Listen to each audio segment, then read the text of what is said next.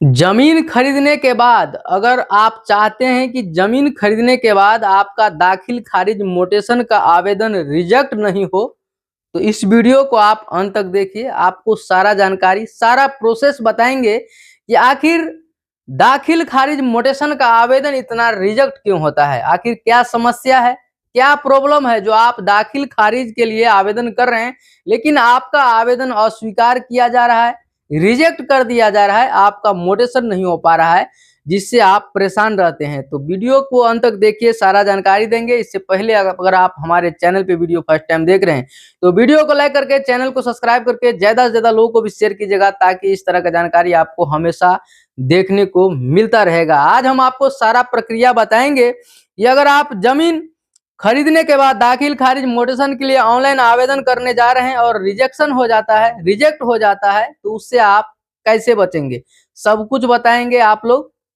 Video अंत तक देखिए। हम आपको बताएंगे कि दाखिल खारिज आवेदन करने से पहले आपको किन किन बातों पर ध्यान देना है। देखिए, अगर हो सकता है बहुत सारे लोग 2 साल 5 साल 4 साल पहले जमीन का रजिस्ट्री करा लिए, लेकिन अभी तक आप जमीन का दाखिल खारिज मोटेशन नहीं कराए हैं, तो अभी भी आप उस जमीन का असली मालिक नहीं कहलाएंगे। क्योंकि जब तक आपके नाम से नया रसीद नहीं कटने लगेगा, आपके नाम से जमाबंदी कायम नहीं होगा, तब तक आप उस जमीन के असली मालिक नहीं कहलाएंगे। क्योंकि देखिए, दाखिल और खारिज का मतलब यही होता है कि दाखिल मतलब आप जमीन खरीदे तो आप दाखिल करा लिए, और जो भी विक्रेता जमीन बेचा है वो क्या किया, खारिज कर दिया, यानी कि वो बेच दिया, उस जमीन पर उसका अधिकार नहीं है। लेकिन आप सिर्फ रजिस्ट्री करा लेने से आप सोचेंगे कि इस जमीन का असली मालिक हम हो गए, तो ऐसा नहीं होता है। इसी के लिए मोटेशन दाखिल खारिज कराना जरूरी होता है कि जो भी क्रेता जमीन लेता है वो अपने नाम पर सारा कुछ कर ले। तो जमीन जैसे ही आप खरीदते हैं तो रजिस्ट्री होता है, रजिस्ट्री के बाद का काम जो है मोटेशन होता है, यानी कि जिस भी व्यक्ति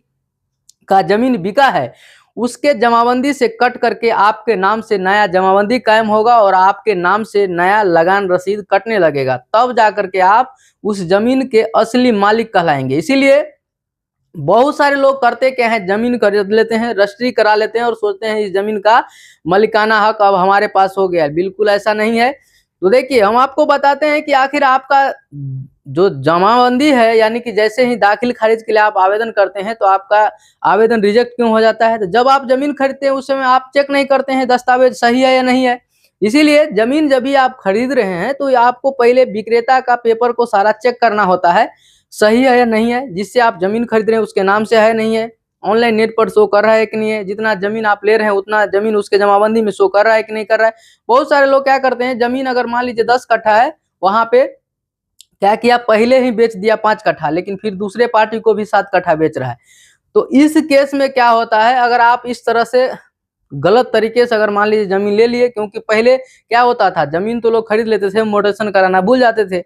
तो अब क्या होगा, अब तो सारा कुछ ऑनलाइन हो गया है। जैसे ही आप कोई जमीन खरीदेंगे उसके नाम से कट करके तुरंत आपके नाम से हो जा रहा है, लेकिन पहले ऐसा नहीं होता था।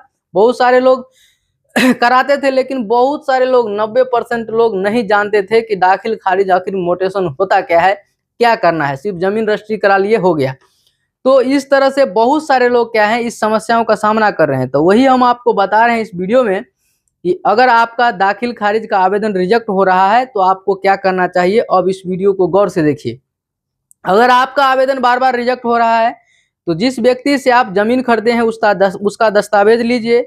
दस्तावेज में चेक कीजिए कि उसका खाता, खेसरा, जमाबंदी संख्या, ये सब कुछ सही है कि नहीं है। जो जमीन बेचा है वो भाई में सिंगल है या उसका कोई और पटीदार है, तो वो सब चेक करना है। अगर मान लीजिए वो 2 पटीदार है, 3 पटीदार है, तो उसका क्या करना है, आपको वंशावली लगाना पड़ेगा, सहमति पत्र लगाना है, तब जाकर के आपको आवेदन करना है। और आवेदन करते समय आपको अपना आधार नंबर, आधार कार्ड लगाना है, मोबाइल नंबर लगाना है, ये सब सारा कुछ देना है। डिटेल सही सही आपको देना होगा। और जो विक्रेता है, अगर मान लीजिए वो 2 पटीदार, 3 पटीदार या 4 पटीदार था, तो उसका भी पूरा डिटेल आपको देना पड़ेगा, तब जाकर के मोटेशन होगा। इतना ही नहीं, अगर ऑफलाइन में है तो पहले परिमार्जन करवा करके उसको ऑनलाइन करवाना होगा। वो जब तक ऑनलाइन नहीं करेगा तब तक आपका जमीन का मोटेशन नहीं होगा। आप चाह कर कितना भी चाह लीजिए, अभी 2026 का मैं बात बता रहा हूं, अगर उसका जमाबंदी ऑनलाइन में नहीं है तो आपका जमीन भी रजिस्ट्री नहीं होगा।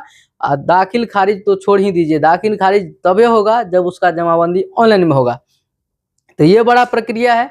आप अगर चाहते हैं कि हमारा मोटेशन के लिए आवेदन कर रहे हो, रिजेक्ट नहीं हो, तो सबसे पहले सारा दस्तावेज रेडी करना होगा। रेडी करके इसके बाद ही आप आवेदन कीजिए, तब जा करके आपका आवेदन स्वीकार होगा। आवेदन में क्या होगा, जो भी आप जमीन खरीदे हैं उसका रसीद होना चाहिए, उस जमीन का जो है सो डीड पेपर होना चाहिए, जिसको आप लिए हैं, जिससे आप जमीन खरीदे हैं उसका पेपर होना चाहिए।